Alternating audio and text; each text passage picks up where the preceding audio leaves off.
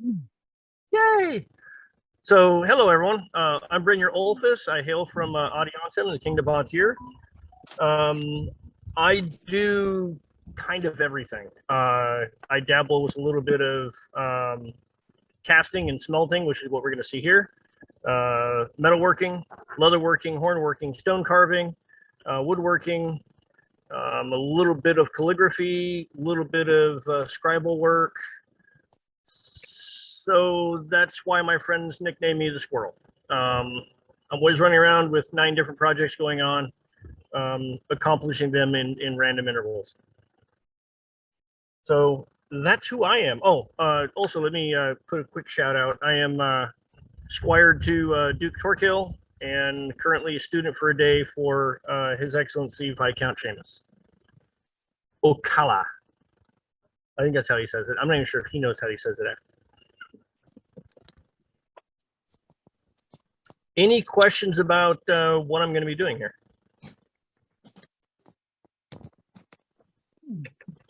Can you cover safety stuff first? What needs to be done for safety?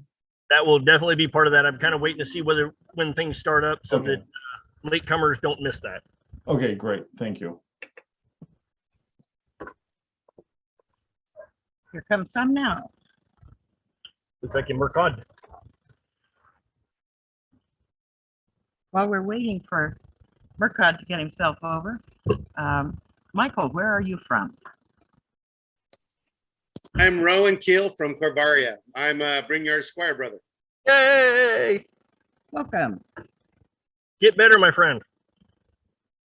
Thank you. The plague isn't fun. It's not as bad as that one time I got AIDS. I don't ever want to do that again.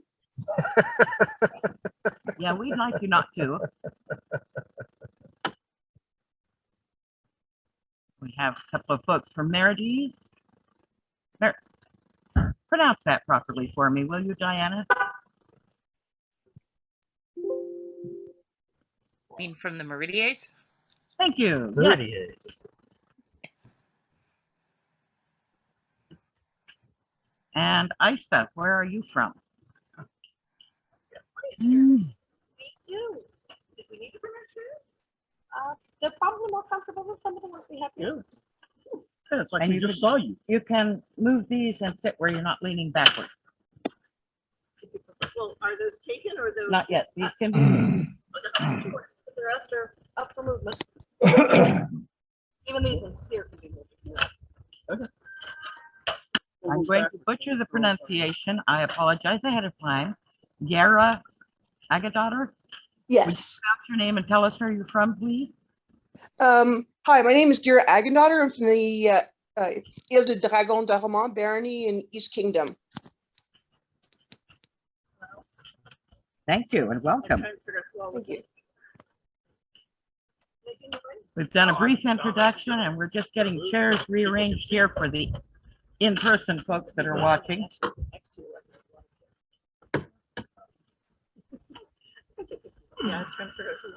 And Brynjarr will begin in just a moment.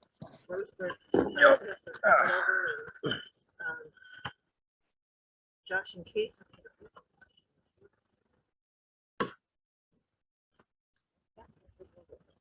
Okay. Brynjarr, we had a Laurel who just moved up from Kaid at archery and throw weapons practice today. That wasn't very nice. His Laurel's in siege, In siege. artillery.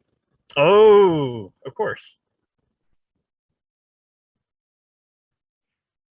Let me see here. Where is our... He will be a fun one to rope into various things. I don't know what you're talking about. I'm not known for that at all. Well, he is, so.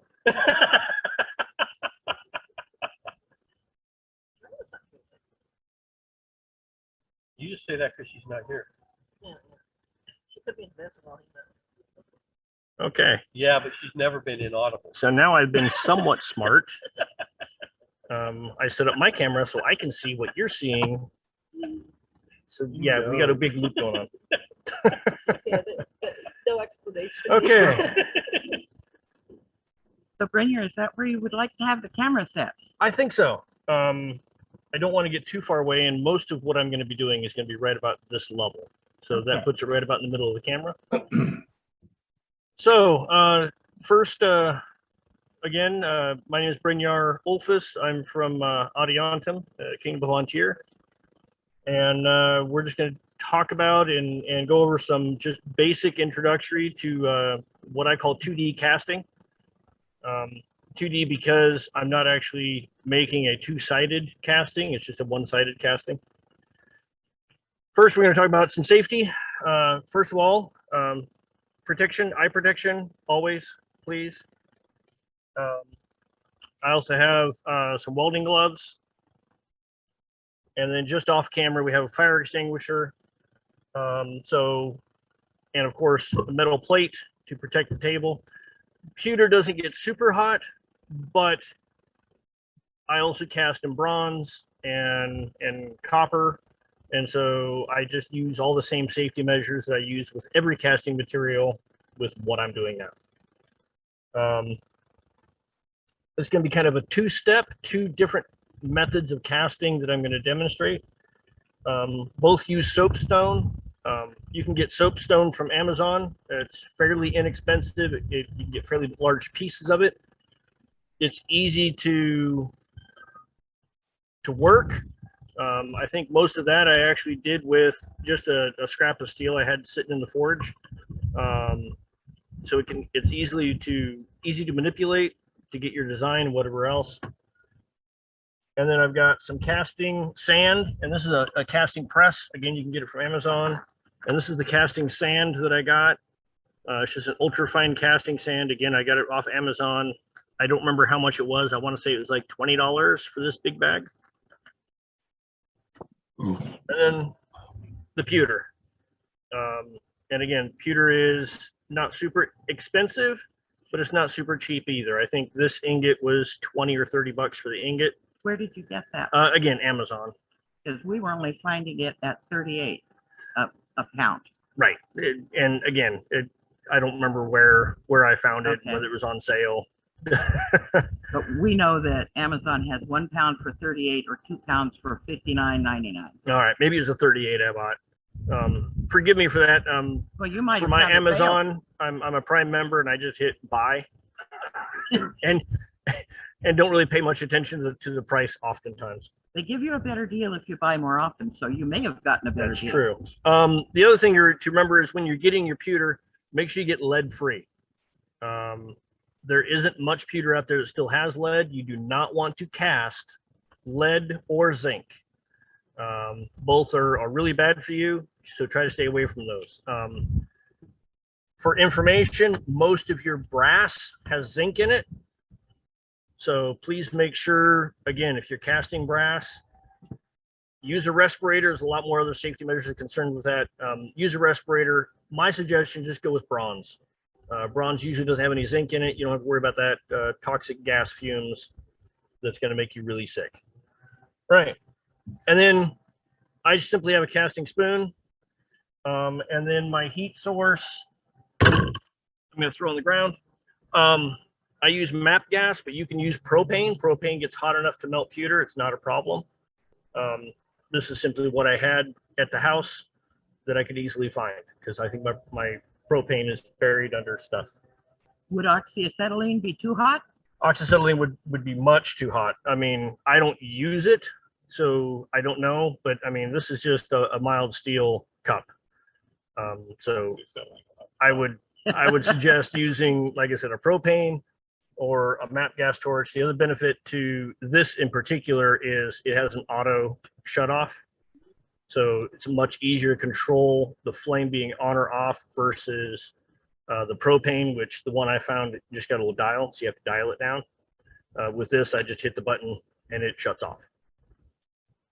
All right, so first I'm going to talk about what they call positive impression. Back up real quick. So historically speaking, they have found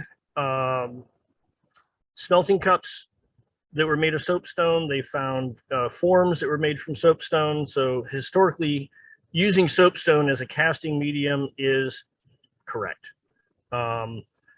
I have not done the research to find out about sand, but we can assume that sand was also accurate. This sand has a like bonding oil to it that helps keep it moist. Obviously, they would have used moisture of some kind, likely formed it, let the sand then dry, and then cast from there. So historically speaking, using a sand would have been a little bit more time intensive. And again, that's just assuming they may have used an oil from that, an olive oil or something like that. Again, I haven't delved into that research to give you a definitive or any suggestions on that. If I'm not mistaken, they actually, no, it was not master mirror. But there've been several digs. One in Burka, I believe, they found some soapstone crucibles. So that's an easy thing to use. Anyways, I'm going to talk about a positive cast. The bonus to doing a positive cast is whatever you have cast is what you're going to end up receiving. With the negative cast, which I'll be talking about next, you have to do kind of the reverse of what you want to see. If you want it facing one direction, not the other, you need to have it facing the opposite direction. Does that make sense so far? It's a mirror image. Mirror image. You got to make a mirror image. This, what you cast is what you get. This was for a pommel I did. The image that's drawn on it is simply just for my own reference. This just casts the basic outline shape of the wolf head. So what I've done is I've taken my sand, I've pressed it in here. You don't need to have it really compact, but you want it firm enough. And then I'm going to take my soap. I'm going to imprint it,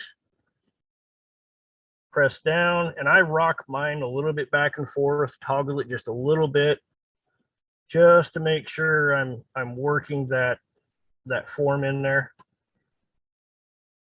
If you wanted to make a deeper form, what I would do now is get my sand and spread it around my block. This will just get me an area where I can pour in more of the material I'm working with. Make sure you hold your block with one hand while you're kind of pressing around it with the other.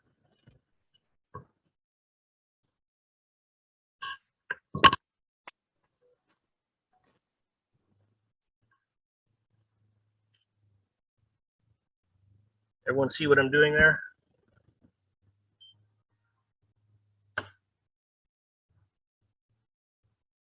Just so happen to have pewter stones that were cut in the shape that I needed to get around this. They're kind of using the pewter as a tamper for the stamp. Exactly.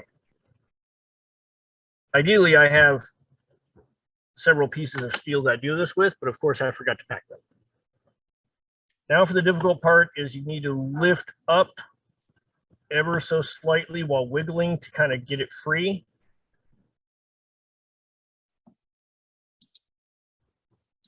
And then you lift it out. I'm going to move the camera real quick just so you can, well, actually I can move the cast.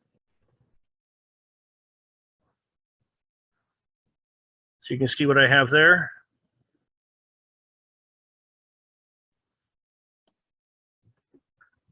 Then I'm just going to get a small piece of pewter, my heat source, and again, this has got a lock on it, so I'm going to start it and then lock it. But not before I put my gloves on. Safety first. I notice you're wearing safety glasses as well. Yes, yes. Actually, safety I think is like third or fourth. Coffee is first. Third. Third.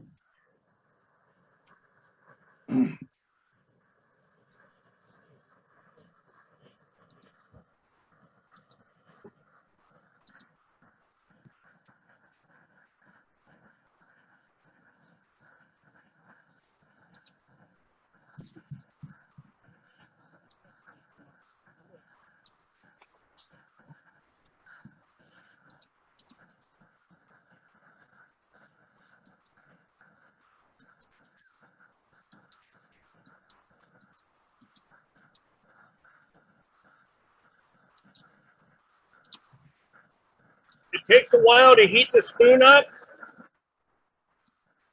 One reason why I like this spoon is if you look just after the bowl of the spoon, it's welded to the handle. That weld provides airspace so the heat doesn't transfer as quickly from the spoon to the handle. So you can technically do this without a glove, but I'm not going to do it.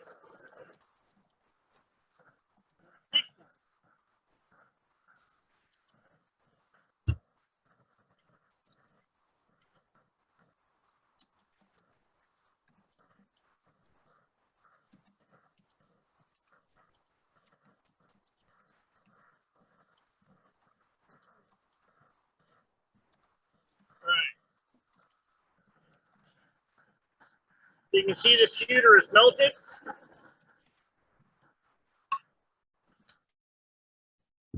Then I'll take it and I start with the center and just one steady pour.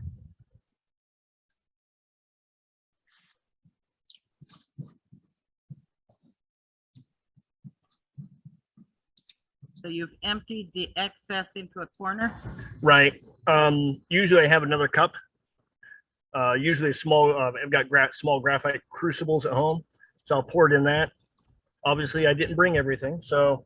What would happen if this one steady pour got interrupted and you accidentally did that? Then you can easily pull it up, put it back in the spoon, remelt it. Oh, but it'll ruin your piece if you. Yes, Pouring yes. twice, it leaves a gap that'll pop apart. Is that what happens? Yeah, you create a seam anytime you do dual pours. Oh. I haven't figured out any way to get around that. Now you might be able to, in theory, be able to do a dual pour if you were to clean off any oxidization or anything like that, and then tried pouring again. But that's a guess. Yeah. Because you've actually got nothing to bind those two metals because they're both at separate temperatures. Oh, okay. So one thing you'll notice is the pewter isn't cooling very fast, and that's because of the sand. The sand kind of insulates. You got to wait for it to cool a little fast, a little bit more. When I get into my negative cast here, there's a few extra steps we're going to do to prepare the cast itself, the mold, and then when we get it out of the mold, there's a few extra steps as well. So about how long does that take to cool? About this long. Wow, that's fairly quick. Yes. All right. And of course I didn't put it in. There's something you need that we might have. Screwdriver or anything. I can just use the spoon. Anything in the car? Oh, there we go. Um, Thank you very much. Everything tool. Yay, John. The everything tool. Right.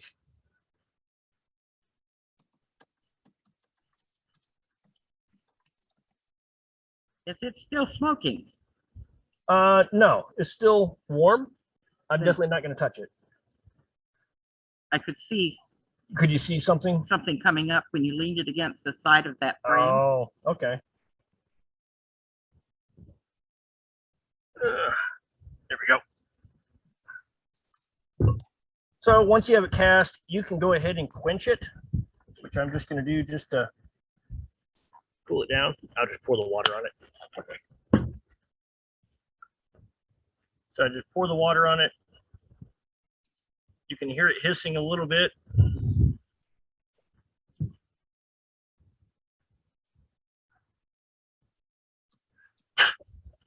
And then you would want to get a brush and brush away the rest of the sand. Go ahead and pass that around to other people. So again, that's just an outline. And again, for the people who are here present, that's just this outline. And actually, can I see that real quick, John? Thank you.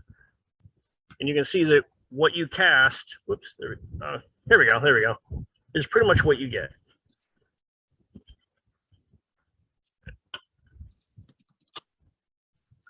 Okay, at this point, is there any questions about that?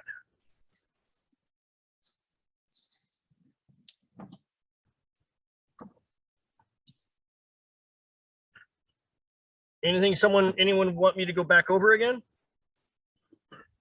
You're welcome to unmute and just pop out a question.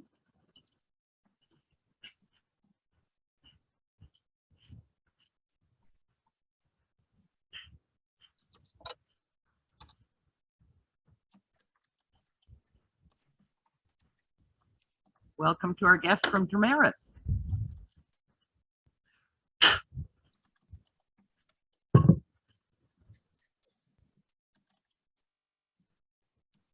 Okay. Well, then I'm going to start talking now about my negative cast.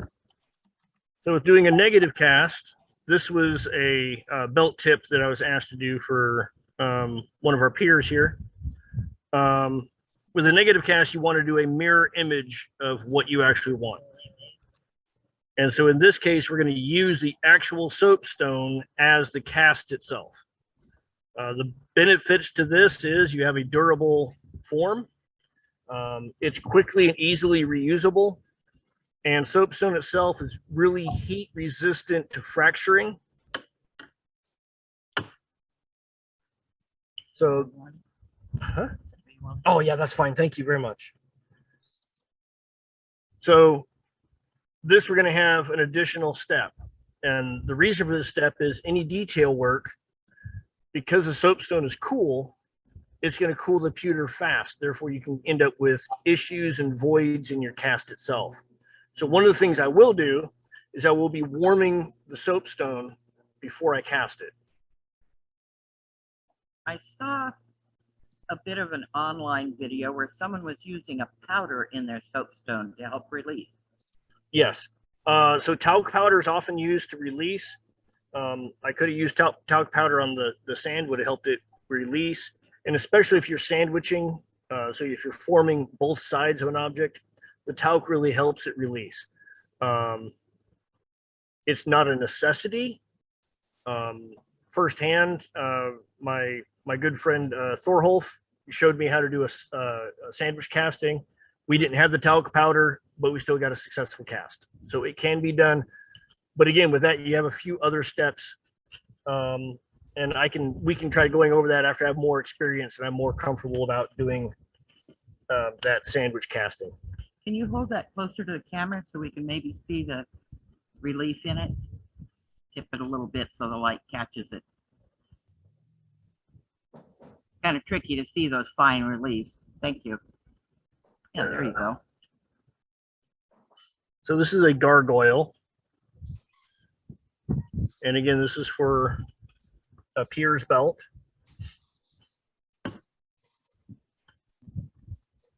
What I'm going to do is I'm simply going to set it on top of the sand. Again, I'm going to get it warm enough that I don't really want to handle it.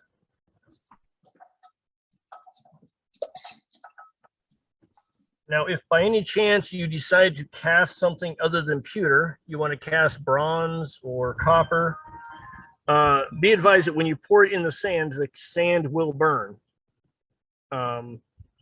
So be prepared for that. Have lots of ventilation. Be outside if possible. It's not dangerous. It's just smoky.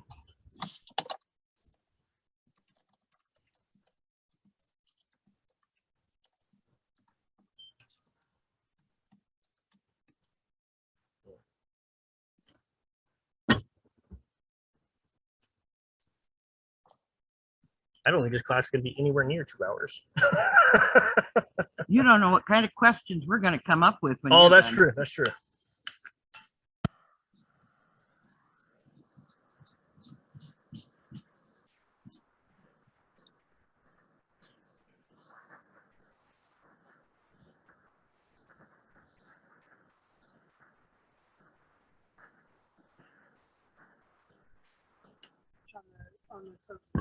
So the question is how long do I know? How do I know how long to put the torch to soapstone?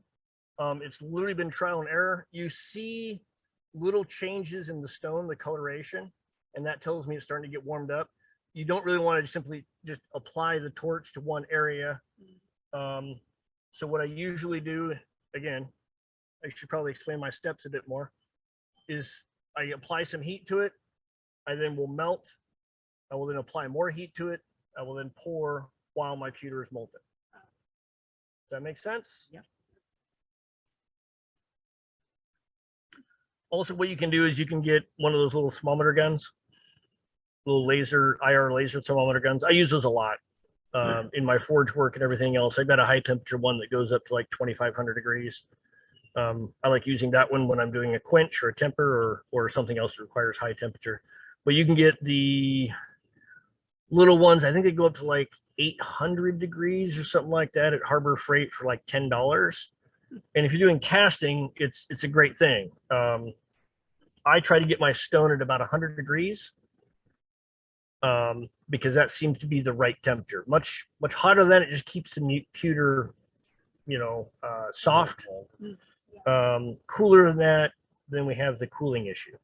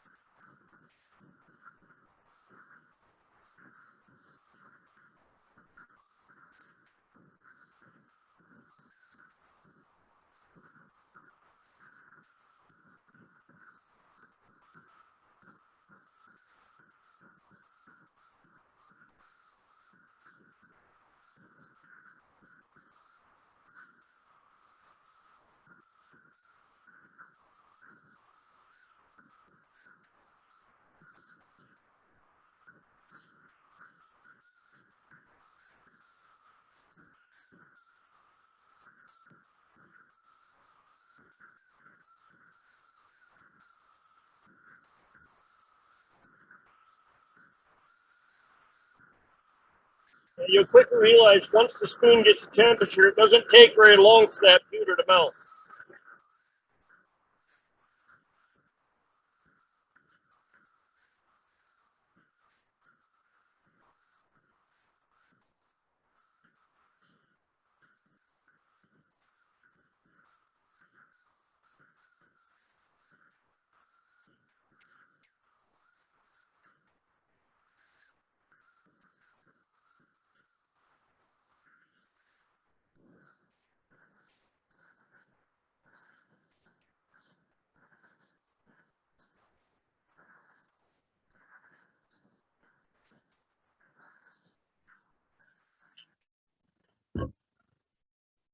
Pewter's still molten. Gerald was saying that he's thinking that laying the soapstone in a cast iron skillet that's resting on a hot plate turned on to the lowest setting, it would take a long time to cool off that way. Yes, yes. So you can also see something that I did while it was still wet. Still molten. I got a small void over here. You can play with it a little bit, push it around. So I'm going to have a small void in this one. Again, one of the bonuses to doing pewter is if it doesn't come out right, put it back in whatever you're using to melt it in, melt it up, try again. This is the same technique that I used when I was asked to make their highnesses of the summits, who was Dagmar and Kenrick, their tokens. I used the same technique, made soapstone cast of what they wanted, melt, pour, dump, pour, dump, pour, dump, and it actually comes out fairly quick and easy. Our guest from Trimaris said that the hot plate, especially in cooler weather for long-running demos and projects, Right. I use a charcoal fire pot that has a void space underneath that works pre-warm. Perfect. So again, I have gloves for good reason. That stone is still hot enough that I could move it, much like you would a pot off your stove, but you wouldn't want to hold on to it for a long period of time, just enough to get it out of space. As you can see, the casting I did, it released from the stone fairly easy. What I found is when soapstone heats up, it actually exudes a releasing, I don't know, it's an oil or something, but it doesn't like to stick. The other thing to remember, one thing to know is anytime you are doing either a positive or negative casting, you can't have any undercuts.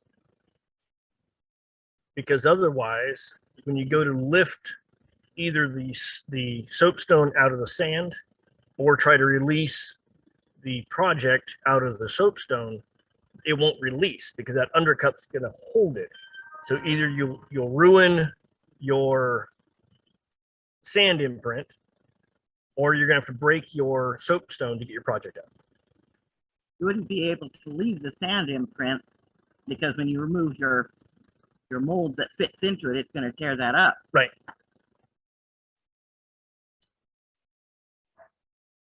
And again, I'll cool this so you can see how pretty it is. The other thing is you'll be able to see on this, I used a Dremel to get my initial depth. And you'll be able to see the ever so faint markings that the bit left On the edges. On the edges. You can just barely see the differences. So that's just something to think about, that those small details can come out, intentional or unintentional.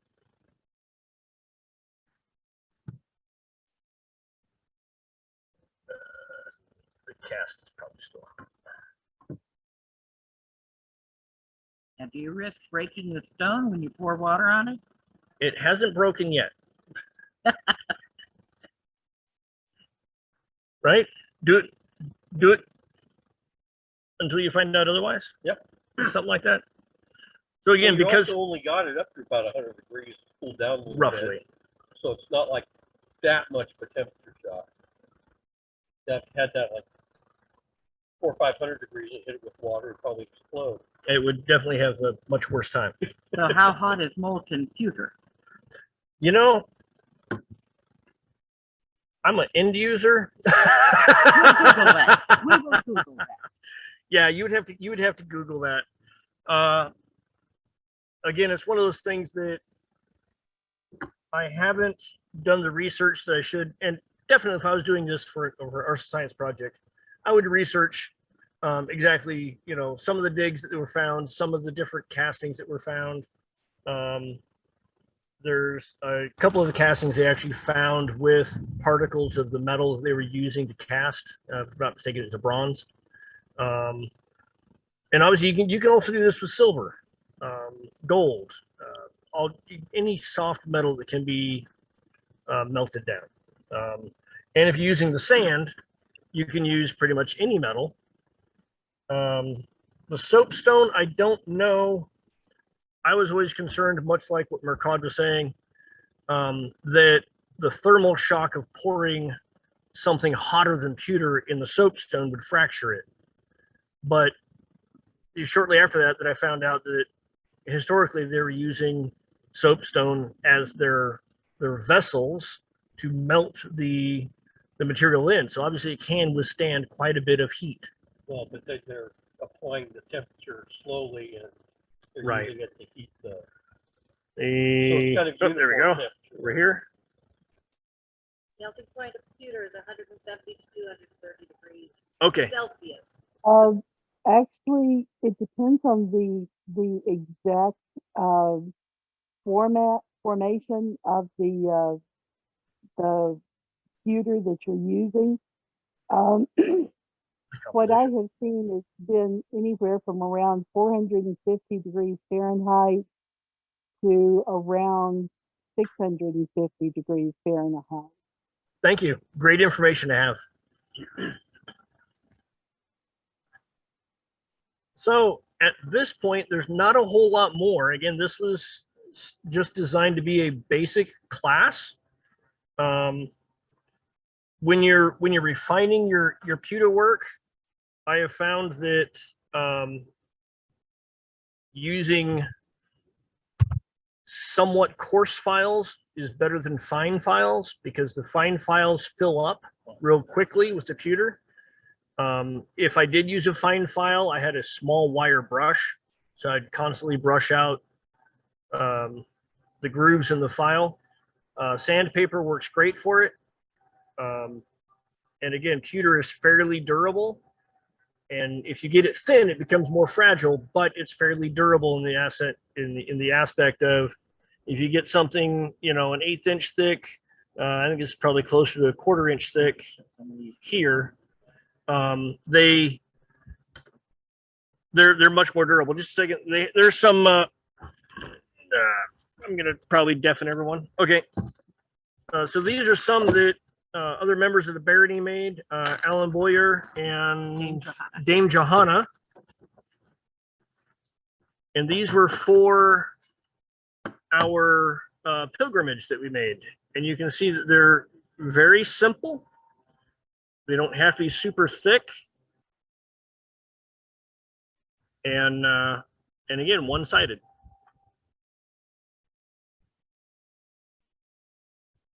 So when you are carving the mold into the soapstone, what kind of tools do you use for that? I've used my pocket knife. What I found the easiest way to get a uniform depth, like what I did with this one, you can see the outlying depth of the image is uniform. I used basically a wood bit, a Dremel bit that is used for routering. And I just routered it out. And then to get my corners, I went in there with a small piece of metal and shaped it out by hand. Are the different qualities of soapstone? I was playing with one, and I was using a very tiny Stanley knife. And I noticed that sometimes when I thought I was just shaving bits off, chunks would come out as if there were bits of gravel in it. Soapstone does have small quartz-like deposits in it, which does make it difficult to sometimes carve. Yes. Okay. So it's not uniform. It's a natural stone. So you're going to have those small issues that you might have to contend with. Okay. And there are a huge variety of soapstone types. Some of them are far better suited for doing molds than others. Right.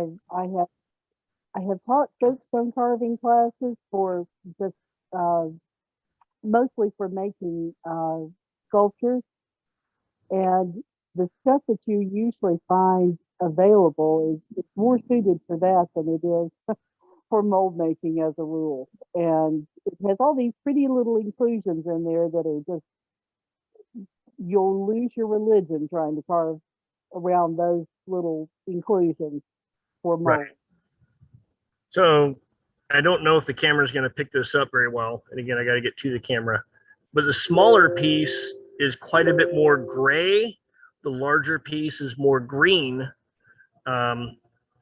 So the larger piece, this greener piece, I found had a lot less occlusions than the smaller gray piece. So yes, I definitely understand and relate with that there's different quality of soapstone.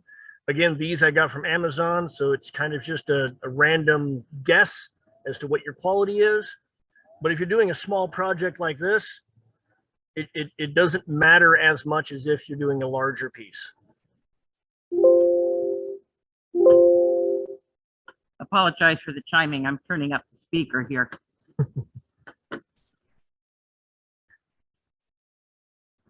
Is there I have a question. I have a question for you. Yes. Have you done much casting with reclaimed old pots and cups and stuff? I know pewter has been going up in price a bit. But you can go to Goodwill and pick the stuff up for literally $2, $3, $5 a pound. I haven't done reclaimed stuff, mostly due to the fact of, as I said before, the risk of not knowing whether there's lead to it or not. Okay. So that's one thing that I just have not done reclaimed anything with. Even a lot of stuff that people say is bronze is usually brass, and brass has that zinc, which gives you, toxic poisoning. True. So Now, I would think that if the metal or the pot is from a well-known supplier of pewter plates and stuff, that by law, and I'm not sure when it went into effect, that lead was outlawed in pewter, I think in the 40s in the United States, but anybody that makes, plates and cups and stuff for use, there should not be an issue with that as long as it's hallmarked from a modern company. Yeah, I would agree with that statement. Just make sure you know what you're getting before repurposing stuff. So I have a question about that. I understand having a drinking vessel with lead in it would not be good. But what if you're making tokens? What's the hazard of working with pewter that has lead in it? Off-gassing as you melt it. The issue with lead, using lead, is the off-gassing when you melt it, not necessarily the use of the project. I saw someone had a question. Yeah, if I might, because I've played around with this stuff for a goodly bit. The issue that I have with reclaimed metals is the alloys vary a lot, and I've had issues where mixed metals eventually get the casting pot to the point where it won't pour anymore. Gotcha. It won't pour properly. So I've gotten to where I pretty much stick with clean metal from the refiner. Okay. Fjorlief has her hand up. Yeah, I have two things I want to point out, which is that certainly the off-gassing from lead can be an issue, but simply touching lead, it can be absorbed through your skin. And so things like tokens that people might be handling, I mean, it's one thing if you're just going to put it up on the wall as a decoration, but if you're going to be touching it repeatedly, you don't want it to be something that might contain lead. And the other thing, I wasn't sure if people saw what I put in the chat, but if people are carving soapstone, you really want to use protection for your lungs while you're doing that, because it generates basically a powder that can contain talc, which is a known carcinogen. And just in general, you don't want fine rock dust in your lungs, and you need more than you really want something that's going to fit closely, not just one of the little paper nuisance masks that they sell at the lumber yard, but something that fits to your face. Your mileage may vary, but that's something I'm pretty cautious about. Thank you so much for bringing that up. That was a safety measure I forgot about. Yes, and you're 100% correct. Anytime I'm working with this kind of stuff, doing my handle materials for my knives or anything like that, I actually have a canister respirator that I wear. Several reasons. Number one is the canister respirator.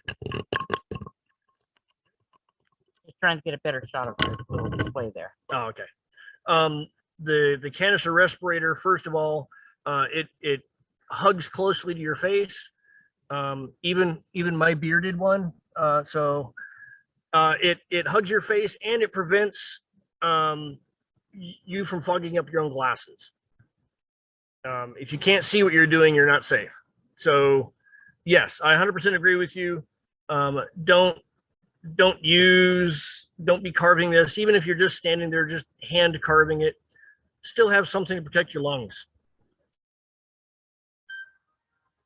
And in that respect, I would think working outside would be preferable than working indoors.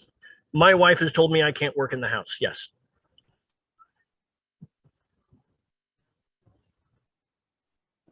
I have done work in the house, but yeah, working outside is vastly preferable. If from nothing else than a mess standpoint. It's the mess that got me in trouble. Can I make a suggestion for you? Oh, please do. I came to pewter casting from doing gold and silver smithing and gold and silver casting, and I am used to using two-part molds in as much as I always have a back plate, Yep. and instead of pouring directly onto the mold, pour into a screw, basically a little funnel shape. Yeah. It means that you get a flatter back, and your outcome is going to be thinner instead of being kind of rounded on the edges. And it's less material. Yes, I know exactly what you're speaking of. So these small tokens that were made for the pilgrimage we had, Yeah. you can see the texture from the back plate that they used. They did use that. I just don't. No good reason other than the fact that when I started, I was making these for knife handle pommels. Yeah. So it didn't matter whether it was flat or not, because I was going to sand that and countersink it anyway, so I could fit my wood handle into that casting material. So I don't do it because I'm lazy. What you're suggesting is what I would definitely suggest to anyone who's actually doing these for tokens, or anyone who wants to actually do this more than just once in a while. Get used to doing the right thing, so that you're limiting the amount of work you have to do, and you're saving the material. I'm a little behind on catching your chat messages. Gerald commented that he was way off on the date for banning lead. Says lead was not banned from pewter for health reasons until the 1970s. It is more likely that pewterers, my little system, I don't know this system very well, Terry. How do I move this smoothly? That one doesn't move smooth. Oh, well, okay, we'll just jump a little, and if I miss a bit, I'm sorry.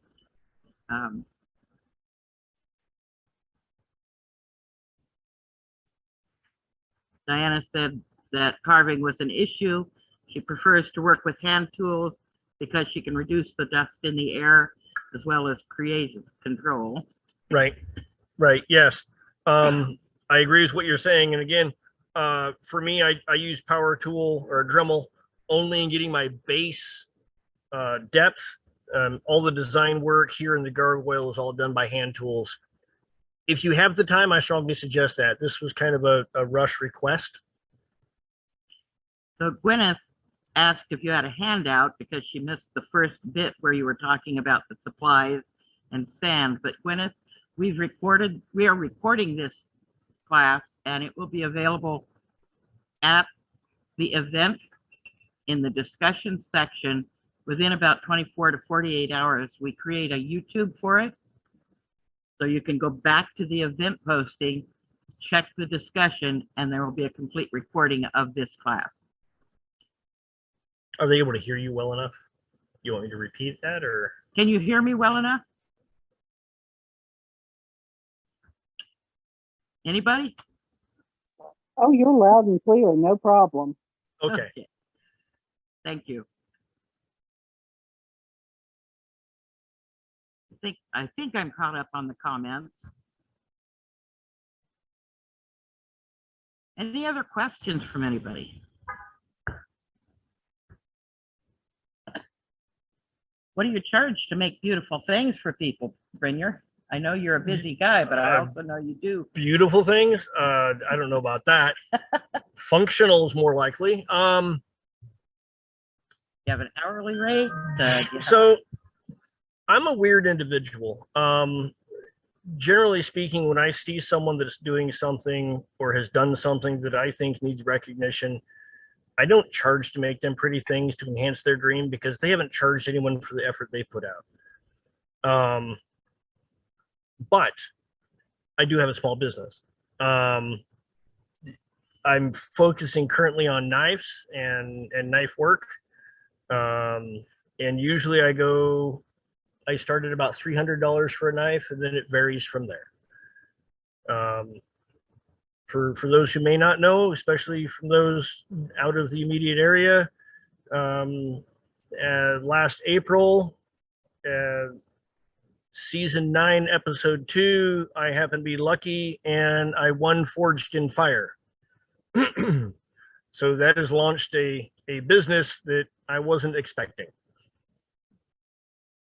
Not a bad thing. If I may interject into what people should be charging conversation, Yeah. if that's allowed. As a general rule, people in the SCA undercharge for what they do by a massive amount. A SCA artisan who is just starting out and been doing something for the first couple of years should be charging $15 to $20 an hour labor, not materials, straight labor for everything they do. Someone who's at a moderate level should be charging $25 to $30 an hour. A professional should be charging $30 to whatever the market will bear for their work. In the SCA, for the jewelry work that I do, I charge $30 an hour labor, and I outprice myself on just about everything. I also am a jeweler mundanely. I learned in the SCA back in '85. That's how I started. To talk to me mundanely as a jeweler, it's $120 an hour, minimum 2 hours, and that's even just to do drawings or to speak with you. So the SCA way undercharges for everything. If it's clothing, sewing, woodworking, knife making, armoring, whatever it is, the SCA way undercharges. And sorry, that pisses off a lot of people. Sorry. No. But that's the reality. That's the truth that what Gerald mentioned. Yes. Yeah, it is. And I was severely undercharging, and I was actually undercharging on a mundane level as well. And then I realized that by me undercharging at the mundane level, I was undercutting those people who were small business knife makers trying to make a living. And so I tried to adjust my prices to something that I felt comfortable with as I see my skill set, but something that wasn't going to undercut my fellow bladesmiths. Again, in the SCA, yes, there's almost no one that I'm charging my mundane prices. Yes, for the Midwest, what I charge $120 per hour is fairly low. It's a little under average. If I go to either coast, I should be charging anywhere from $180 to $240 an hour. I think that's important information for us all to be aware of, because when we go to events, we all like to check out Merchants Row. And it's good to remember that we're supporting small businesses. We're not just finding a good buy on something we want. Yeah, and I'll add to that is one thing that we often forget in that hourly wage, that includes our all of our equipment, our tools we've purchased, that includes our rent, the electricity, the insurance, our health benefits, et cetera, et cetera. It's just not just an hourly wage. It actually has to cover a lot of stuff. And that's often forgotten. Overhead for a small business, yes, for what you do, generally runs anywhere between 25 and 45% for most small businesses. And that's just off the top, your overhead. So there was another comment here from Gerald, said that he uses a separate set of tools for pewter. Yes, I read that as yes. well.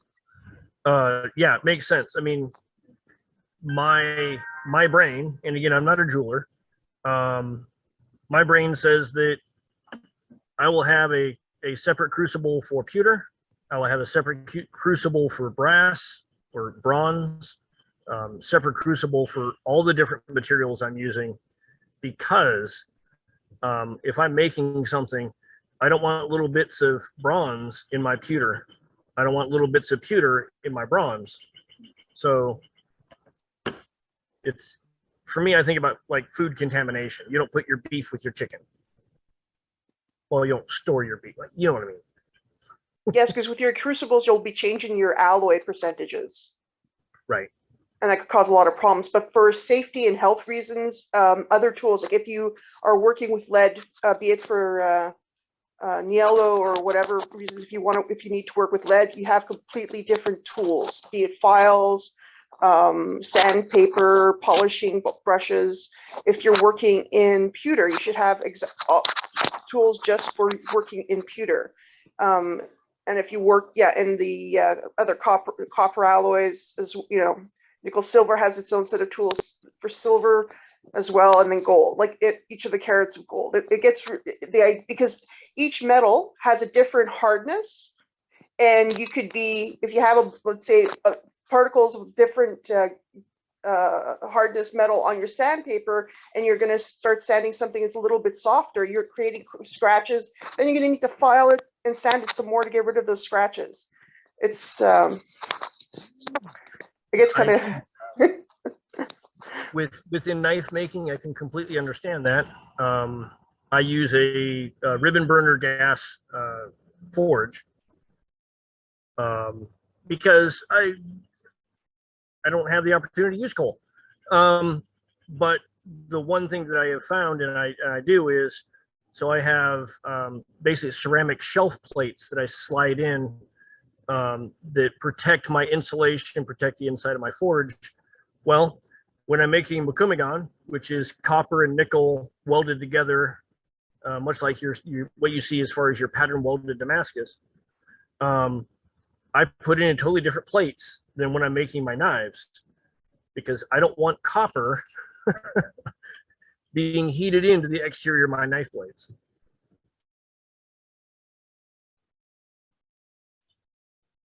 Anybody else have any questions? Can we dance? Yeah. Well, I I can actually fill in one of the little blanks on the issue with the pewter and the higher temperature metals, because I've made this screw up. Usually that's what we do, is lessons learned, right? Yeah. What happens when you get the white metals, which is pewter, lead, any of the ones like that, and you bring them up to soldering level temperatures on things like bronze or silver, it will create this funky alloy that will literally burn a hole at the contact point in the object that you're bringing up to solder temperature. It's a bad deal. It makes you say exceedingly bad words. So it sounds almost like it hyperactivates electrolysis. It creates a variation on what's called the eutectic alloy, and it's just that one point, the melting point is different from everything around it, and it will eat a teeny speck of pewter will eat a monster hole in a piece of silver. Okay. Again. Yeah, no, I learned that lesson to the tune of more money than I wanted to spend at the time. Oh, I understand that. Gwyneth says this looks like a fun rabbit hole to dive into. Oh, yeah. Oh, you had no idea what rabbit holes. I'm currently in the process of a rabbit hole on how to reproduce an Iron Age forge. So, yes. So with this kind of equipment, you're fairly portable. You could work at events, couldn't you? Oh, easily. You could easily work at events with this kind of equipment. Your safety measures are fairly simple and basic. Yeah, this is something you could do at an event. And a matter of fact, if you had the time possible, you could actually set up and custom oh, you want a custom token for this event to you know, and I could sit there and, okay, I'm going to charge you whatever the time is to cut my design, and then I'll make you a token. Now, what was being said earlier is if you take another flat piece, where she was saying, just to clarify, and then I would take my mold piece, say this is my flat piece, I would marry it up, but first I would have to make a basic little spigot here, not spigot, but a little hole, right, to allow the material to pour down in it. And then you can simply use some C-clamps or something else, not rubber bands, and you could pour it in. It means there might be a little bit of cleanup around the edges, but the backing will be much nicer than what this is here. And it's a lot less cleanup. So I asked that question for a really good reason. I'm thinking maybe you could do some demos for us come Eagles Tourney. What? I will definitely do what I can. I have it on record. We will ask you again when it's closer. Definitely easier to do this than it is to come out and put together a forge. Yes. However, one of my friends, Brindle, he brings out his coal forge at Ontario West War, and so I might take him up the next time he asks if I want to use it. Nice. Well, I think if there's no other questions or comments, anybody? Well, then we'll go ahead and stop the recording on this. Just wait a second. I've got some show and tell, if that's okay. Yes, please. Okay. Yep. Please. I don't know how well you can see this. Basically what this is a 3-part mold for making the bows that go, you can see it right here a little bit. We're making the bows that go on shoes from like the 1910s, 1930s or so. You put this in there, drop this, well, drop that piece in there. Oops. Okay. Centerpiece goes in there. Boom. This goes in here. Somebody holds this, and you see the hole on top. Somebody pours pewter into that, and then they pull it out, and you have a little bow, the piece of here that you can put on a shoe. This is probably 1880s, 1900-ish, maybe a little later. So, and it's signed by the person, you can't really tell, but it's signed by the people who made it. But yeah, I have a bunch of stuff like this because I collect old jewelry tools and stuff. Yeah, and so this is a brass mold. Right. So if you had, I'm going to use your mold as an example. You had a mold.